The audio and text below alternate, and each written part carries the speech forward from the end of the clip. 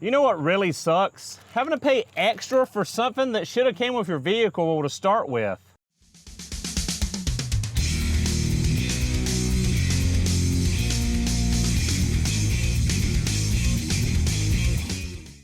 So yeah guys, it's gonna be one of those videos, a angry Mr. Subaru, a rant video.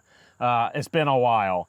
So sitting here in my 2013 Subaru Crosstrek Limited, absolutely love this little car. Had it almost 2 years now. We're at 224,000 miles now.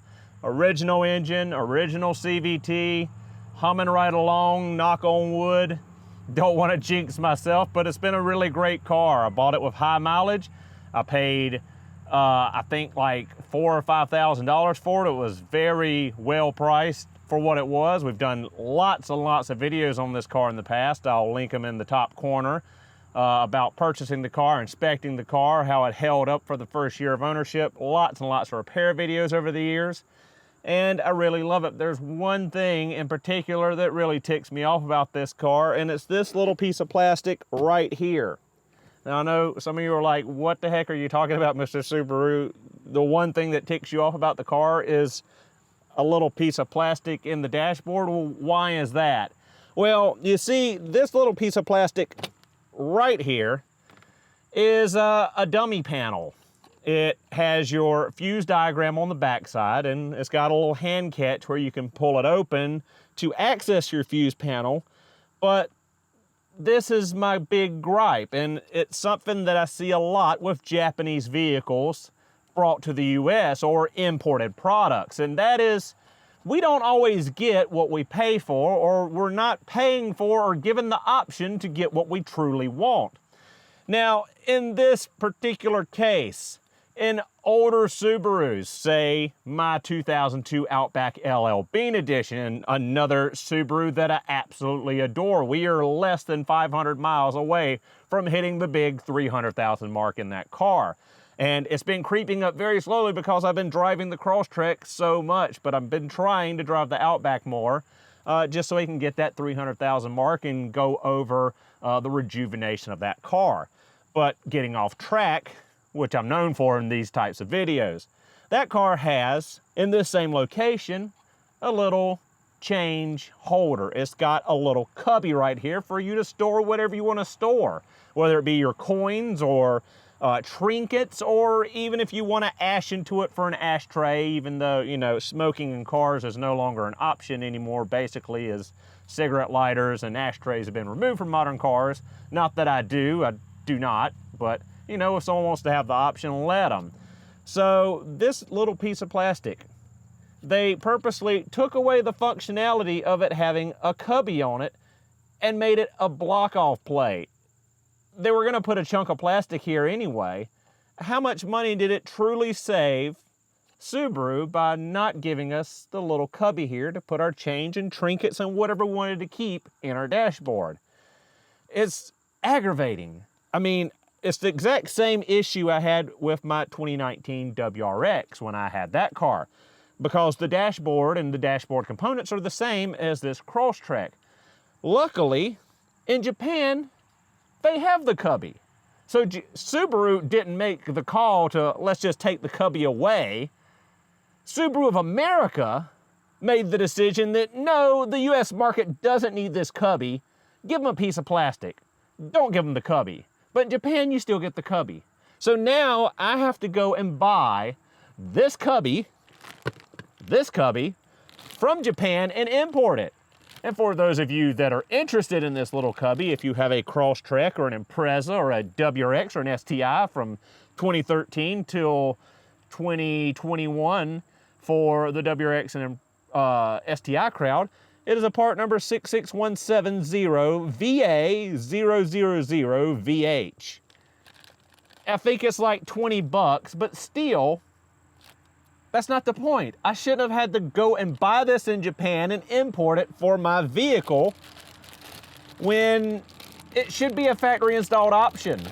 Subaru of America, why do you do things like this? Why do you screw us out of a change cubby? And I know a lot of you in the comments like, Mr. Subaru's losing it. This is what finally ticks him off. A change cubby. He's gonna go postal on us. Well, no, that's not it. It's just, you know, the tip of the iceberg, because when we look at other vehicles, I mean, look at this. Change cubby. Why deny us? Why deny us that? Was it that much savings, Subaru of America, to delete that? And look at this. It's just plastic here. Subaru Japan gives you a little piece of felt right here on either side. So when you close it, it's not as loud. Come on now. I think Subaru catches a lot of crap in the US because of what Subaru of America does to this Japanese brand. We can talk about the CVT, which I've beaten to death, but the whole, it's a lifetime fluid sealed unit, that was a crock of crap cooked up by Subaru of America. Subaru Japan still services their transmissions as they always have, every 3 years, 36,000 miles, draining and refilling the fluid as it wears and gets contaminants in it and, you know, goes through heat cycles. But Subaru America, no. It's a lifetime fluid. It's a sealed unit. You don't have to touch it. All they were doing was trying to show a lower cost of ownership for the vehicle by depleting and deleting services that are needed for the longevity of your vehicle, but, you know, makes them more money when the transmission fails. They claim they can't fix it. You have to buy a $7,000 reman, and hey, let's go look at the 2022 models. We'll give you a good deal if you trade that in right now. So, real quick and easy installation. It just literally pops into place where the old cheapo block off was, and now I have a place to put my quarters for when I go to Aldi. It's just one of those things. You know, we can talk about other instances of that. We can talk about the twin turbo legacy GTs. We can talk about the spec'd out STIs that we never got in the United States. We can talk about all these vehicles that Japan got that the US didn't get. We can talk about the options that the Japanese vehicles got that the US vehicles didn't get.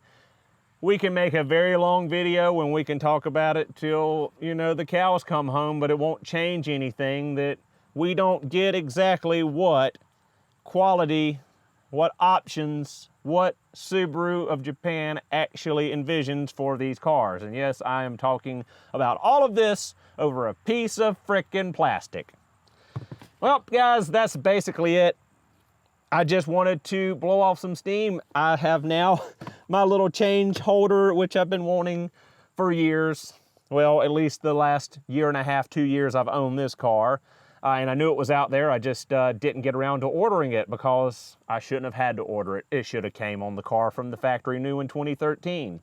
But there you go, guys. Installing the JDM coin holder. The part number for you, those of you that want to add that to your Crosstrek Impreza, WRX, or STI.